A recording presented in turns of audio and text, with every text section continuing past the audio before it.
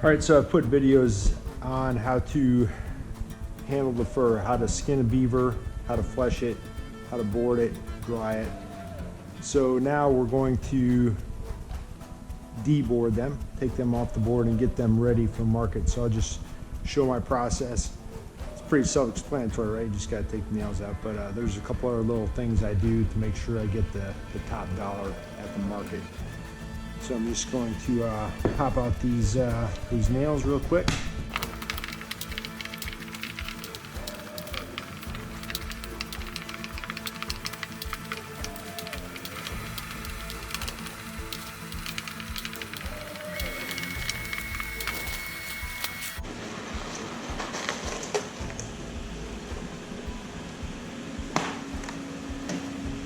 All right, once that's done, I take the newspapers I had underneath.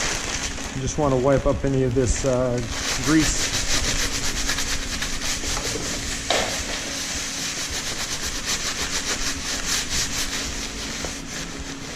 Especially around the hind legs here, there may have been little pockets of fat left. Make sure and scrape those off.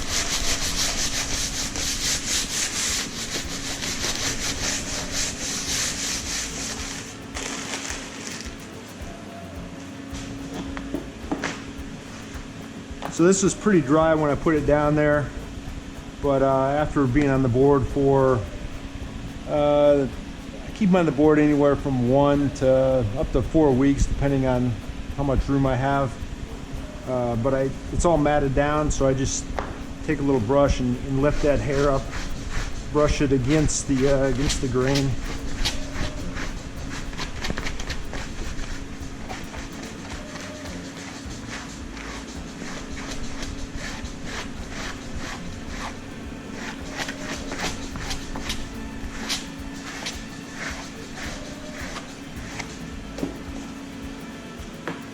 Then I can wipe it down one more time with a rag. So if you're going to send these off to auction right away, you want to put them in the bag, skin to skin, and then fur to fur. You know, you don't want to fold them or roll them or anything. You want to just keep them flat. But it's only February, so I'm not going to ship these off to fur harvesters for another 2 months. So what I'm going to do is I put a little borax on them just to keep that extra little grease from you know, getting mold on it or rotting or anything. So just a little bit. You don't want to do this initially when you first put them on the board because they'll get actually too dry. But at this stage, just getting rid of that last little bit of fat, it's no problem. And like I said, I wouldn't do this if I was sending them off right away, but they're going to be sitting around for another couple months. So what I'll do is, before I do put them in the bag, I'll get all that borax off, and then I'll brush the fur one more time. But this here, so you can see, is a pretty good, this is going to be a select grade prime beaver. Then we got, here's another one right here that's probably going to be select. We got a little injury there, a little scar, bite mark or something.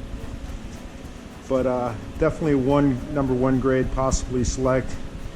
And again, to measure the beaver, you measure the width. This is right at 30 inches plus the length, so 36. So this is 66 inches total. You add those together. So a 66 is a 2XL, anything over 65. So most of these are all large and above that I have today. I've already sent in, got rid of the other smalls and mediums, so I'm just left with large, extra large, and 2XL. So you know, I'm not a fur grader, but I know which ones get a little bit more money and which don't. So first of all, this is a nice prime beaver. It's caught in January.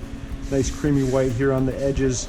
Any little dark marks, those are, he's had some sort of, well, it's she, you can see here it was a female, but she's had some sort of injury there, past scarring, or you know, some sort of bite mark or something like that. But these are just small and they're all healed up, so that's not gonna lower the value at all.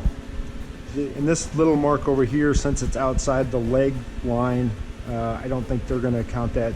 The main area that they're looking at is in between the legs, this kind of rectangular area in between the legs. So up here in the head, no real value, and then there's less value down here in the tail area, and then on the belly, and so you don't have to worry about that as much.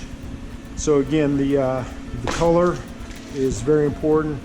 First thing you do when they get them in is they put them in different sizes, and there's about 7 or 8 different sizes of beaver depending on where you send them, from extra small up to 3XL. And then I said before, they put them in different categories of eastern beaver and western beaver. The eastern are generally darker with softer, silkier hair. The western, lighter color with coarse, a little bit more wiry hair. So the eastern ones are going to be more valuable.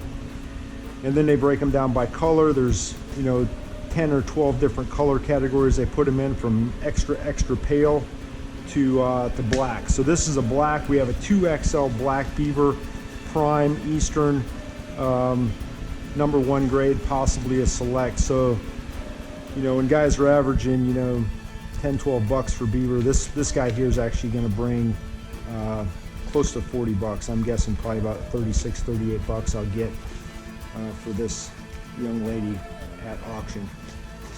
So that's my process there for handling beaver. I didn't make a video, but the other day I skinned out some of my a few large beaver tails. I got a couple guys who want to get some leather to make some wallets and knife sheaths and stuff like that. So like I said, I didn't make a video on skinning them out. There's a few other online if you want to check them out. They're not too hard to skin out.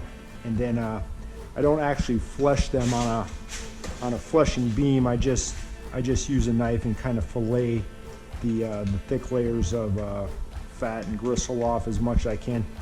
And then I just cover them with a layer of salt, let them sit for a couple days in the salt, and then I'll put them in this pickle bath here. This is about maybe 2.5 gallons of water, and I put a whole thing of salt in there.